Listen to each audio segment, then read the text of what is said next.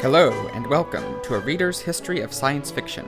I'm Alex Howe, and this is Episode 7, H.P. Lovecraft and Cosmic Horror. I've talked about how the Gothic, mostly supernatural horror of the 19th century was one of the three major roots of science fiction, alongside satire and adventure fiction. Books like Frankenstein and Jekyll and Hyde nudged this horror into the scientific domain, and laid the foundation for many modern works. And I've also talked about how the sci-fi of the early 20th century mirrored these roots with H.G. Wells's social commentary and the pulp writer's adventure stories. Rounding out these three mirrors, we have Howard Phillips Lovecraft, and several of his contemporaries, including Robert E. Howard, who also created Conan the Barbarian, August Derleth, who republished Lovecraft's stories in hardcover, and Clark Ashton Smith, who reimagined Lovecraft's world in his own style, and all of whom contributed to a shared mythos in a new genre of cosmic horror. Cosmic horror is often simply called Lovecraftian horror, including by Wikipedia, because Lovecraft basically invented the genre. It's more science fantasy than science fiction, dealing with things like aliens and other worlds, but often in a very mystical way, sometimes even incorporating traditional magic. This is clearly derived from, yet almost the opposite, of the Gothic horror of the previous century, which sometimes incorporated science, but was much more focused on the purely supernatural. I don't think cosmic horror deals with the supernatural directly, so much as it blurs the line between the natural and the supernatural. Where do you draw the line between immensely powerful alien entities and actual gods? Cosmic horror simply doesn't. Cthulhu is a physical being who can be imprisoned and even killed, though not permanently. Yet he is also part of the pantheon that descends from the creator god Azathoth in the mythos. To be sure, there is actual magic in some of Lovecraft's stories, but at the same time, there are also aliens with advanced technology that seems like magic. As Thor says, in this world, they're one and the same. The hallmark of cosmic horror is the idea that the universe is beyond human comprehension, and that this is a source of horror so deep that it will drive anyone who tries to understand it insane. H.P. Lovecraft and his contemporaries paint a picture of a universe so alien that we sometimes can't even process what we're looking at. The life that inhabits this universe is powerful and inscrutable, sometimes not even made of normal matter, and with minds and motives beyond our understanding. And on top of these, there is a pantheon of gods who are even more alien than that. These aren't the human-centric gods we're familiar with from mythology, but cosmic gods. They have no reason to appear in our image or vice versa. They concern themselves only with the turning of the universe, and they regard humanity, if at all, only as a tool, no more than we regard the ants beneath our feet. This idea of cosmic horror is perhaps best spelled out by Lovecraft himself in the opening paragraph of his most famous short story, The Call of Cthulhu. Listen. The most merciful thing in the world, I think, is the inability of the human mind to correlate all its contents. We live on a placid island of ignorance in the midst of black seas of infinity, and it was not meant that we should voyage far.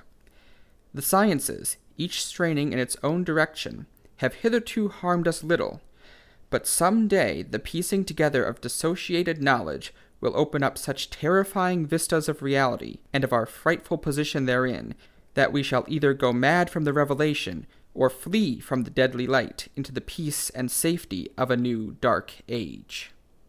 This idea that you can pull back the curtain on reality and find something like the dark dimension from Doctor Strange or the quantum realm from Ant-Man is at the core of this idea of cosmic horror, and it seems to go even deeper in story. In Lovecraft's works, there's a vague sense that there's some quality to this horror that can't be conveyed in the printed word. The way the horrific images sometimes stick with the characters and continue to drive them mad long afterwards points to some supernatural aspect that penetrates the psyche beyond mere sight. The thing is, the line between this and just bad writing is very thin. And in his writing, Lovecraft makes a lot of choices that I think do his stories a disservice. The biggest one being that this supernatural aspect needs to be telegraphed a little bit more, or else the reader will be inclined to say, well, it's not that scary. Now, you might say that's sort of the point. Lovecraft deliberately wasn't going for gore or shock value. He saw those as fleeting and shallow. Instead, he regarded the greatest horror as the vast and unfathomable infinity of the universe and the violation of the laws of nature as we know them. Not even a psychological horror, but a philosophical horror. I still don't think that excuses slipshod writing. Some of his stories are really good, but with others he makes some basic mistakes. Even so, I like the aesthetic of cosmic horror, even if I don't hold to the philosophy. Perhaps the fact that I'm not at all a fan of the shock and gore type of horror is an advantage here. Anyway, I do think it's worth checking out. I'm not going to go into detail about all of Lovecraft's stories because there are a lot of them. Instead, I mainly want to give an overview of his style and then focus on my main recommendation. First off, when you read Lovecraft's stories, you can definitely see how they are a renewal of Gothic horror. And this was very deliberate because his greatest literary influence was Edgar Allan Poe.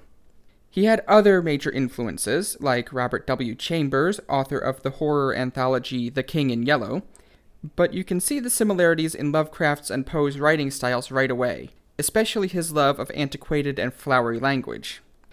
Lovecraft's career also paralleled Poe's in many ways. He started out writing poetry, and most of the Cthulhu mythos came in the form of short stories. He only wrote 3 short novels, At the Mountains of Madness, The Case of Charles Dexter Ward, and The Dream Quest of Unknown Kadath, 2 of which were published posthumously. Some aspects of a good Lovecraft story are nearly universal.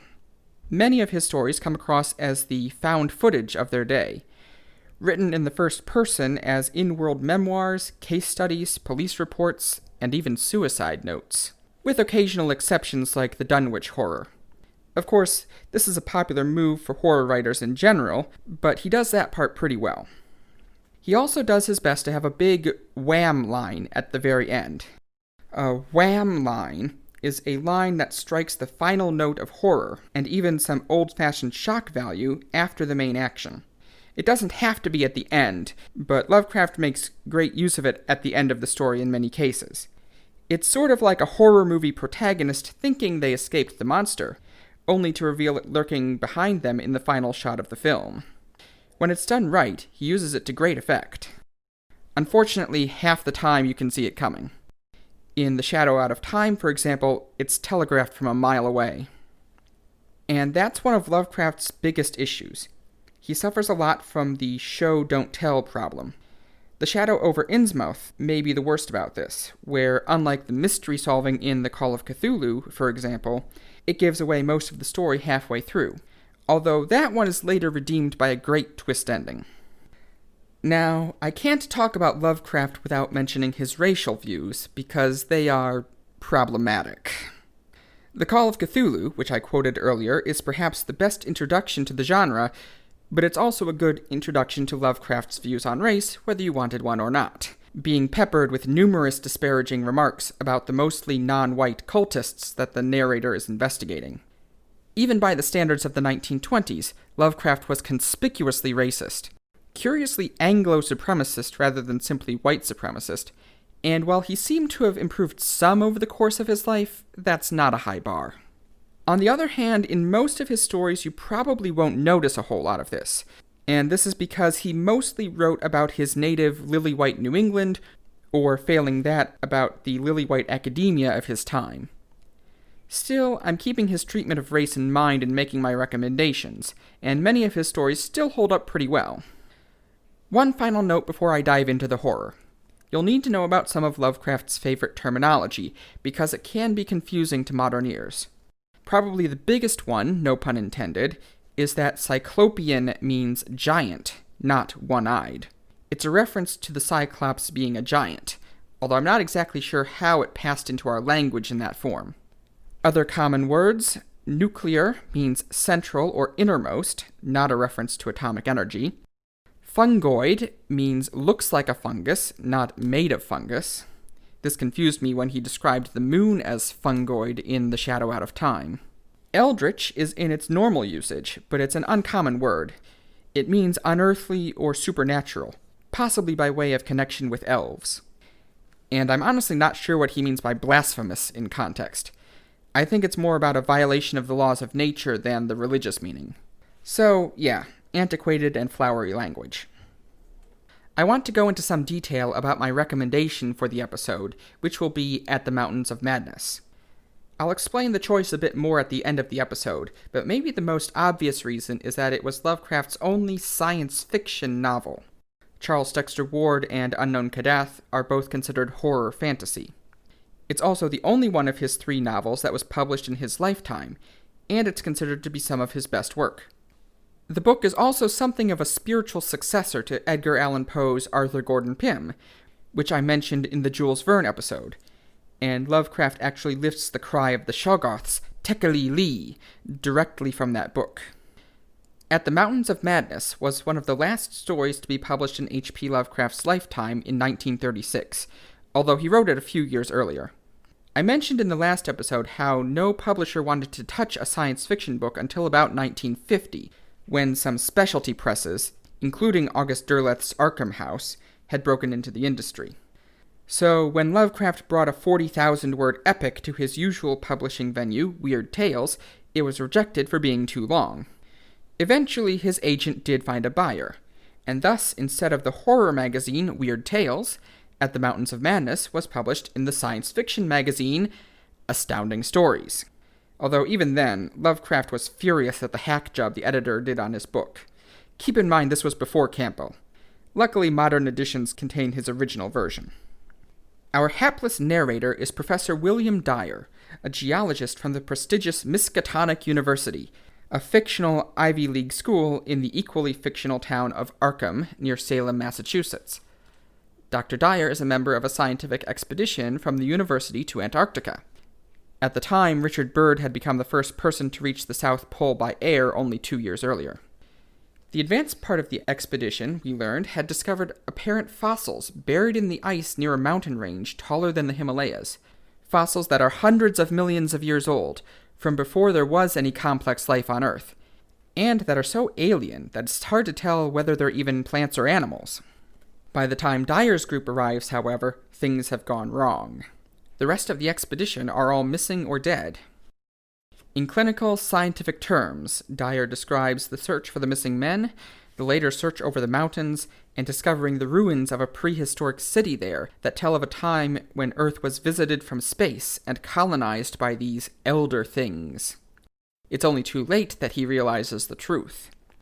The seemingly mummified elder things are still alive, and they aren't the only evils lurking in the ice. No, this isn't the plot of The Thing.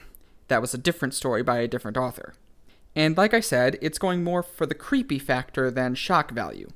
But I enjoyed the story, and I think its length lets it go into greater depth regarding the strangeness of Lovecraft's universe than many of his shorter stories, even though he still leaves a lot of it as just passing references. And I think he also avoids several of the pitfalls of those shorter stories too. This really was some of his best work.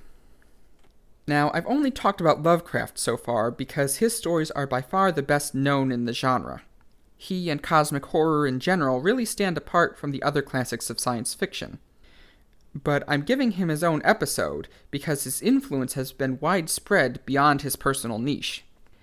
There isn't really a seminal example of a book or author after Lovecraft and his colleagues that exemplifies this subgenre of cosmic horror sci-fi.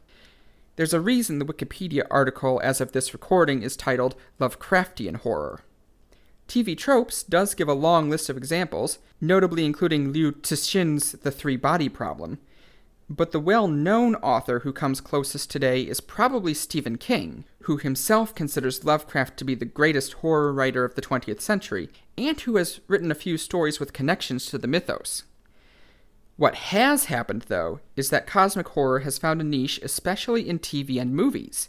Shows like The Outer Limits and films like Alien, The Thing, The Cabin in the Woods, and Annihilation all have Lovecraftian themes, even though they may or may not reach the level of cosmic entities. And I'll also note that Batman's Arkham Asylum takes its name from the town where many of Lovecraft's stories take place. The other thing that happened is that, as I mentioned, Lovecraft built a shared mythos.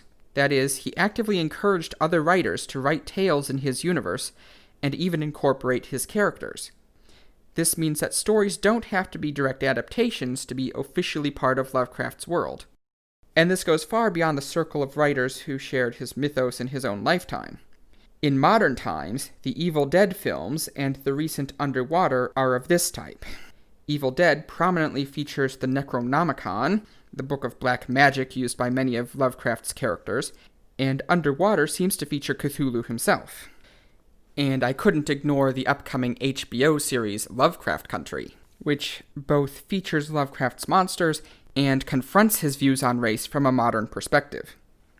The general idea of the universe being beyond our comprehension has spread even further.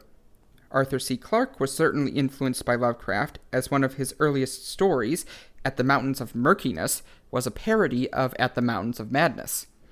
And Clarke has borderline supernatural entities in many of his own stories, based on his axiom, any sufficiently advanced technology is indistinguishable from magic. These beings are certainly Lovecraftian in scope, even though his stories aren't horror. To read Lovecraft's stories, it's actually pretty easy. The copyright status of Lovecraft's works is complicated for multiple reasons. I won't go into a whole rant about US copyright law, but the short version is that they're definitely public domain in Europe, while in the US, it's not clear if the copyrights were legitimately renewed. Add to this that Lovecraft never sold the second printing rights to a publisher, and that he actively encouraged other writers to borrow ideas from his stories, and it gets even murkier. But in practice, none of that matters since you can find all of his works at hplovecraft.com, and they've been up there long enough that they're probably on firm ground. If their situation changes, well, if the website disappears, you'll know. That or Cthulhu got them. This has been A Reader's History of Science Fiction. This podcast is available on Libsyn, SoundCloud, YouTube, Spotify, Stitcher, Apple Podcasts, Google Podcasts, and Google Play Music, and my website, sciencemeetsfiction.com. And I do write other things there, so check it out. My recommendation for this episode is, of course, At the Mountains of Madness. And that's not because it's the longest one I read. It's because this story was one where Lovecraft was most on his A game. I could name others. As I said before, The Call of Cthulhu may be the best introduction to the genre, but it's also the most blatantly racist of the stories I read. The Shadow over Innsmouth kind of goes off the rails in the middle, but it has a great ending. The Dunwich Horror is some of his finest work, but it's not representative, since it's the only one of his stories that I read that was written in the third person. And you're probably not going into the Cthulhu mythos to be scared, because it's not that kind of horror. If instead you want to savor the otherworldly aesthetic of Lovecraft's horror, like I did, At the Mountains of Madness, where he really takes his time with it, is the way to go. Next episode, we'll take a break from literature. After all, the 20th century was when new forms of media began to appear, and it's time we took a close look at the first science fiction movies. Thanks for listening.